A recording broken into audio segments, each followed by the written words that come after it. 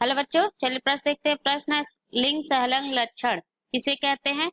लिंग प्रभावित और लिंग सीमित लक्षणों में उदाहरण सहित अंतर बताइए। मनुष्य में किसी एक लिंग सहलंग लक्षण की वंशागत का वर्णन कीजिए।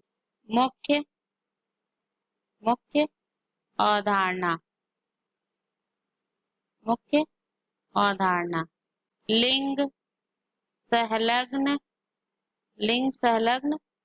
लक्षण लिंग सहलग्न लक्षण। आइए जानते हैं लिंग सहलग्न लक्षण किसे कहते हैं। लिंग सहलग्न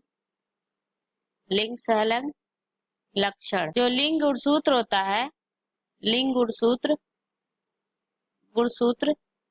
जीन के लक्षण उन पर पाए जाते हैं। जीन के लक्षण लिंग गुणसूत्र पर पाए जाते हैं, इन्हें लिंग सहलग्न लक्षण कहते हैं। और ये पीढ़ी दर पीढ़ी वंशागत होते हैं। जैसे हीमोफीलिया रोग है। इनके जो जीन है, हीमोफीलिया के जीन लिंग गुणसूत्र पर पाए जाते हैं। अब जानते हैं लिंग प्रभावित किसे कहते हैं। लिंग प्रभावित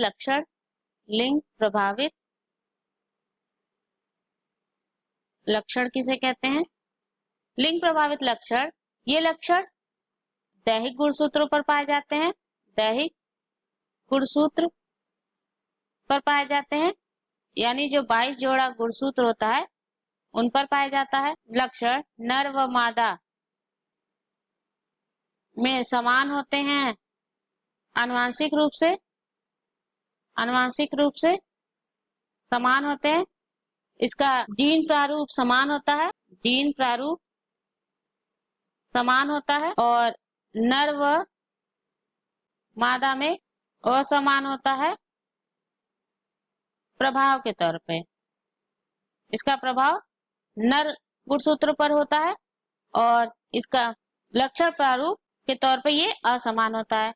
लक्षण प्रारूप के तौर पे असमान होता है।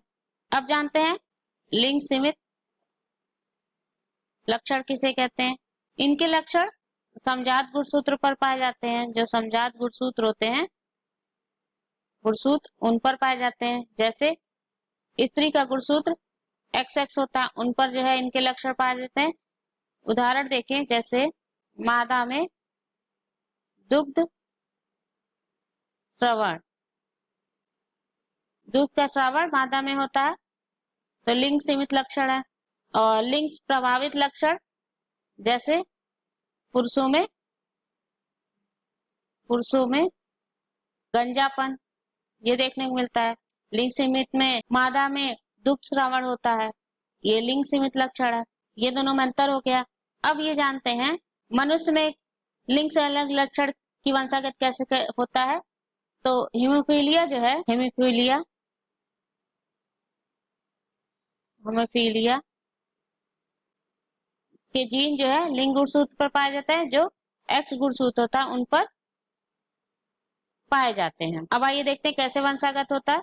ये स्त्री जो है वाहक है हीमोफीलिया की। एक X गुणसूत्र हीमोफीलिया का जीन उपस्थित है और पुरुष जो है वो सामान्य है। अब इनका विवाह होगा तो जो संतान होने की संभावनाएं हैं, आइए जानते हैं कौन कौन सी है। ये मादा है और ये नर है। तो इन दोनों का जब युग्मक मिलेगा तो संयोजन होके जो संतति होगी, पुत्री होगी ये, यानी जो ये पुत्री वाहक होगी, क्योंकि एक X गुणसूत्र पर हीमोफीलिया का जीन है।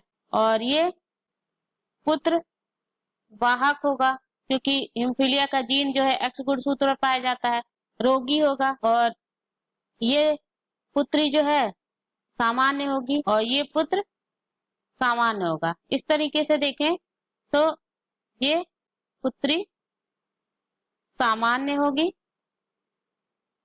ये पुत्र रोगी होगा, ये पुत्री और ये पुत्र दोनों सामान्य होंगे। इस तरीके से इनके पुत्र और पुत्री की ये संभावनाएं होंगी।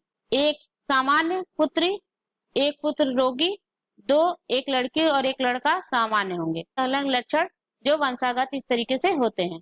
तो आशा करते हैं आपको समझ आया होगा। धन्यवाद।